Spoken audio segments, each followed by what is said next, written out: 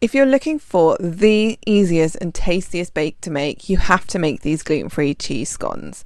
Now I'm starting off with some gluten-free self-raising flour, which has also got some xanthan gum and a little bit of extra baking powder, and then I'm adding in some cubes of unsalted butter and a little bit of salt and pepper. And then we're going to use our fingers to rub this mixture together into a breadcrumb-like consistency. This will take a couple of minutes, but as you can see, it starts to look like breadcrumbs, and that's when you know it's ready to add the wet ingredients. And this works much better if the butter is cold, otherwise it will just melt onto your fingers. Now I'm going to mix together some milk and an egg, and you can use dairy-free milk, butter and cheese to make these gluten-free scones if you want to, and then I'm pouring it into the mixture.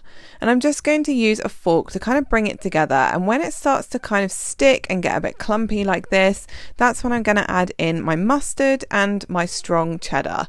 Now you can use any cheese you like, and you can also omit the mustard if you don't want to use it, but I just think it adds a really nice flavour and a lovely sort of flecked look to the scones.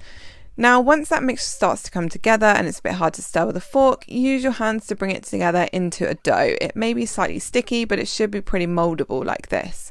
And then it's time to cut out our scones. Now the trick to getting good scones is to build the height in the dough, so make sure that your dough is quite thick because these won't rise an awful lot in the oven, and also try and handle the dough as little as possible. Now I'm going to use this cutter to cut out 3 or 4 scones from this lump of dough, and then as you can see in a second, I'm going to bring it together again using my hands, but I'm not going to overly knead it or work it to bring it into a dough like I would with a pastry. You just want to get it together enough so that you can cut out the next lot of scones.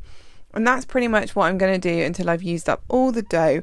And don't worry if your scones look a little bit rustic around the edges. To me, this is how a scone should look. I don't want my scones to be really perfect around the edges. I want them to look rustic and traditional. Now I've made my dough quite thick, so I've managed to get 6 scones out of this mixture, but if you wanted smaller ones you could easily make 12, and once you've got them all, it's time to put them on a lined baking tray. So I'm going to pop these with a little bit of space between them so that they don't stick, and then I'm going to brush them with a little bit of milk.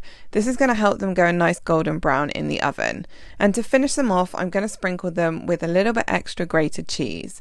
This gets this lovely crunchy topping in the oven, and it just adds a nice extra cheesy element to the cheese scones.